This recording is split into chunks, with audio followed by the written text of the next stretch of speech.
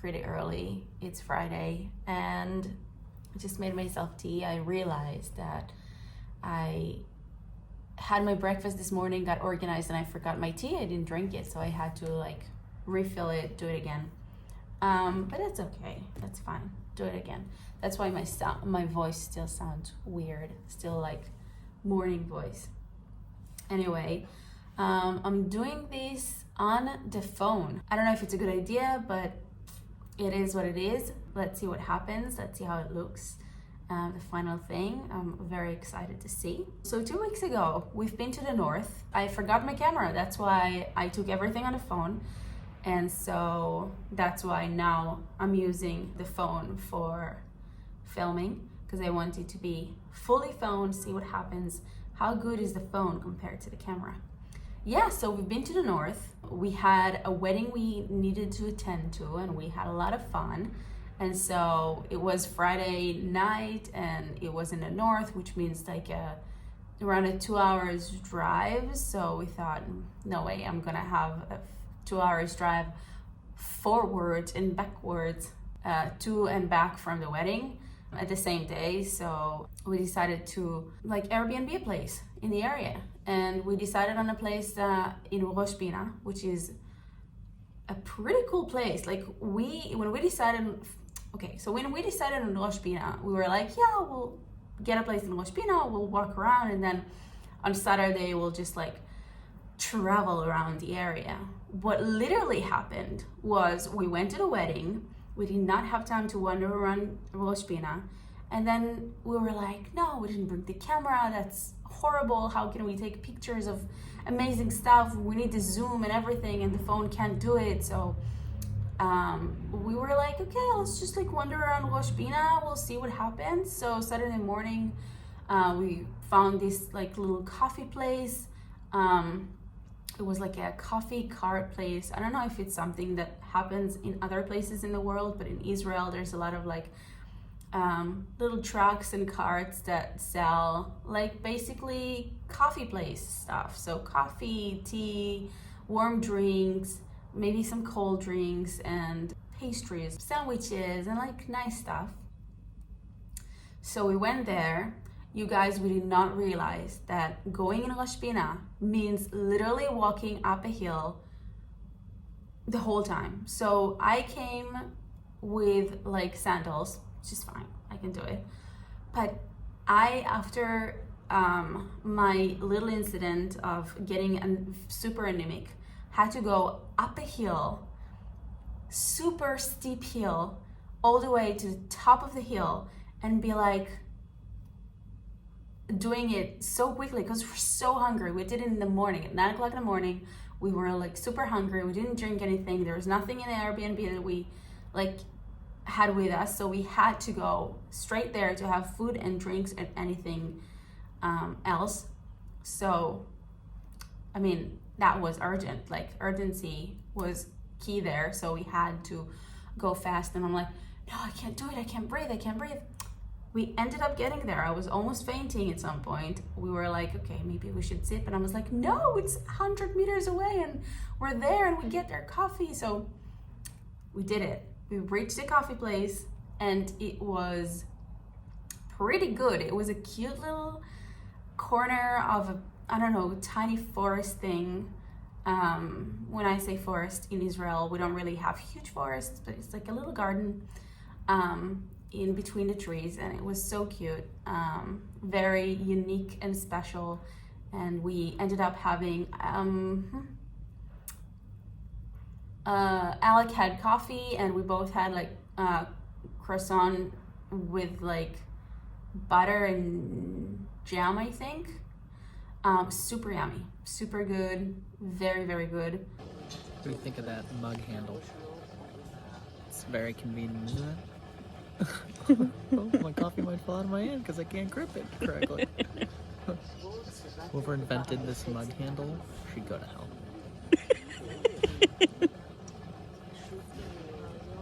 Great coffee though. That's all that really counts. Handle. Don't underestimate the value of a good handle. Got that?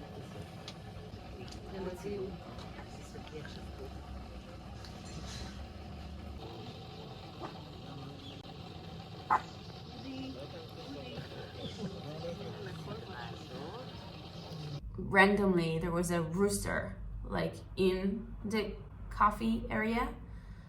I don't know who owns it. I don't know if maybe it's a wild rooster. I don't know what's his thing. It was a rooster and two dogs, one very, very needy dog that kept on like, he was like super spoiled. Like everything he did was walking around us, didn't like even look for a pet or anything. He just like looked at us and expected us to give him food. And when we didn't give him food, he was like kept on looking at us. I'm like, honey, no, I'm not giving you any food. This is mine. I made a huge trip all the way here. I'm sorry, but I deserve this. This is only for me.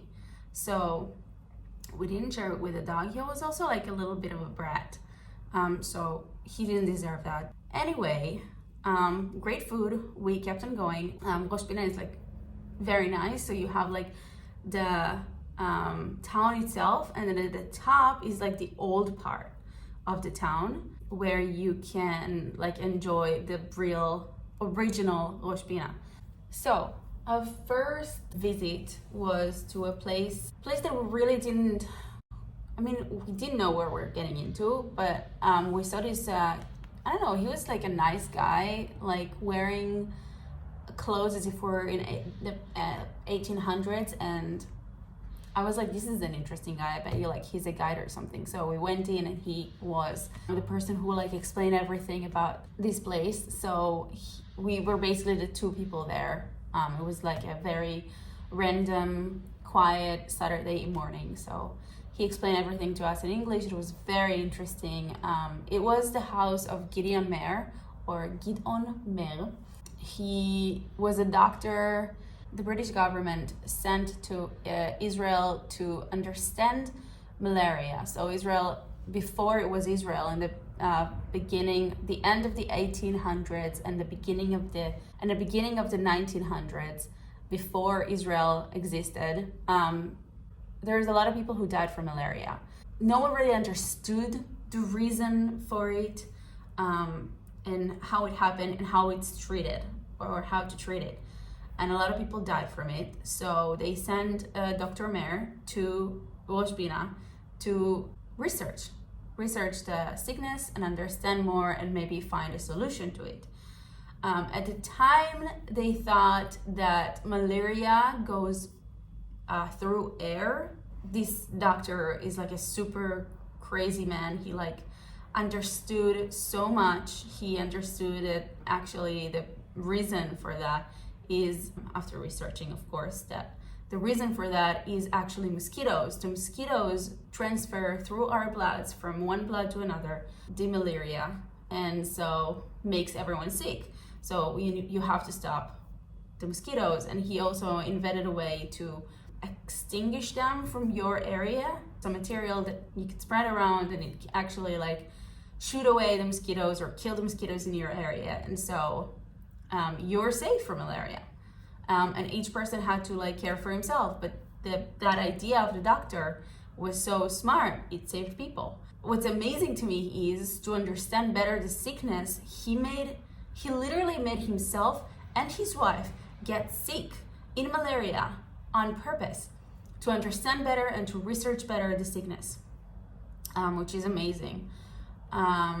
So we just wandered around his house. It's a tiny, cool house, a lot of, I think, his own things and things from the time that helped us understand better his story. Another cool thing is that it was found in his house, there was a slick. The years before Israel was created, there was no army, there's no Jewish army that fought for the land or anything.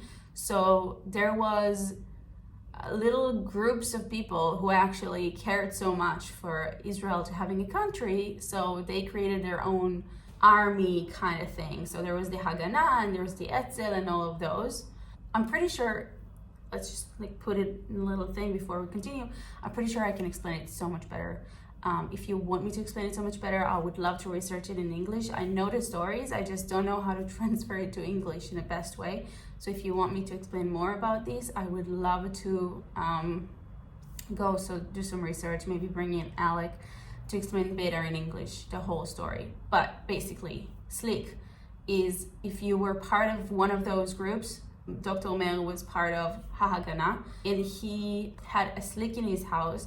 This is a very long tunnel all the way underground, meters down underground, where you can hide ammunition, or in the case of Dr. Omer, a huge area where they practiced shooting. And so there was also like an exit from his house through that tunnel, through that shooting range to nearby stream. So actually to the outside, so you can run away through there. You can practice there. I'm pretty sure that he also hid ammunition there. And it's amazing. So you walk around the house, you see like the living room, you see the entrance, and then at in the back room, you can literally see a hole in the ground. You can look down and it's super deep, and that's where they used to practice secretly, because I mean back then there was the British government that was controlling the area, and I'm not sure they were very approving of a group of Jews fighting illegally. So that was pretty cool. I think there is a whole world, amazing, interesting world of the way Jews fought for this country at the beginning, at the first years that they came here, and at the beginning of the country, or the years before the country has became Israel. The whole story of Israel and how it came to be what it is super interesting, and if you want to learn more, I would love to explain to you. So just like tell me in the comments or however you want, and I would love to help to like explain more. After like learning about him and his house, we continued on, and actually all around the old Rosh Pina there's a few art galleries and art shops where you can browse and buy cool Israeli stuff made by Israeli artists, like necklaces, vases, ceramics, food, paintings, everything and anything. And we actually visited a few, and there's some cool art there.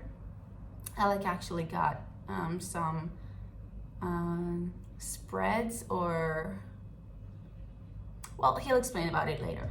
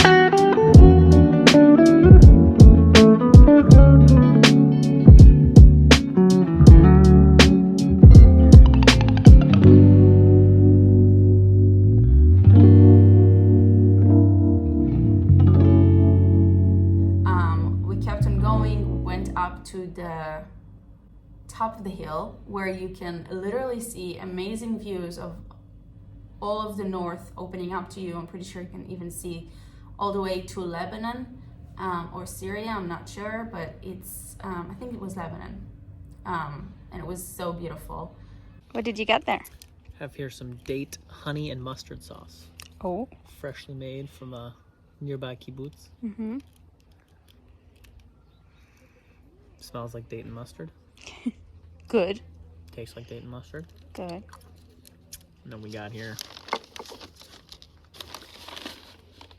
little something spicy for me. Oh. Via can't handle the spice, so this is all mine. Look at that. Oh my God, you Curry can fish. smell Flaming it. pepper spread. You can smell it. Ooh.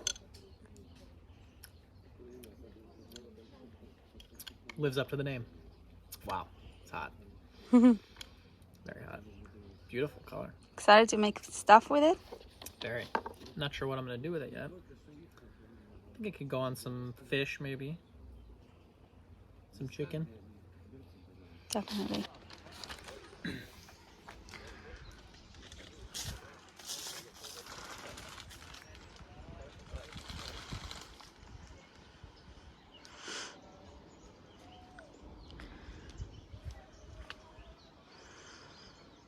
We ended up going to the graveyard. It's a very old graveyard and we wanted to see like how it looks, and we hoped to maybe find Gideon Meir and maybe put a stone on his grave. In Judaism you put a stone on, I'm not sure, is it also Christianity or Muslim, but I know that in Judaism, to respect the dead, you put a stone on their grave. Unfortunately, we couldn't find it. There's so many graves. After unsuccessful event, we continued to look for some food because it became lunchtime, and we found this great restaurant, which I think is part of a hotel. Like there was a hotel there, and the restaurant was owned by this place, but I'm not sure. And so we had there. I had pasta. Alec had schnitzel and chips, and it was super yummy, very good. And then all we had to do was go back down the hill, which is amazing because we didn't have to go up the hill. So we went down the hill back to our place and drove back home, and that ended up a beautiful time around Rosh Pina, which is like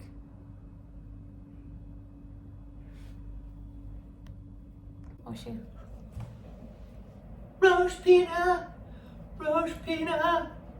Rosh Pina! Sorry for again being rudely and abruptly interrupted by Alec, the one and only, always interrupting videos, because he always out. Rudely interrupt you? Because he's always out, and then I do it when he's out because I feel too aware of myself when he's here, like right now. And so I do it when he's out, and then he comes back in the middle of me doing it, and then he's like, I don't know, decides to dance in front of the screen. That's his thing. That's it. Rosh Pina is amazing. I think you should visit it. Give it a half a day, give it a 2 hour, whatever you have, just like wander around, have some food, enjoy the beautiful view and amazing air they have. We're definitely gonna go back there one day. Yeah, that's it. Thank you for watching. Hope you enjoyed it. If you did, please like, subscribe, tell me what you like, what you didn't like, if you want to hear a little bit more about Israel's history or this amazing land history before it was Israel or after it was Israel or somewhere in between. And please write in the comments. I would love to tell you more,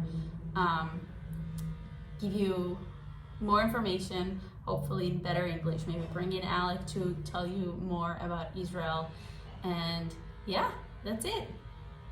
Thank you for watching. See you next time. Bye.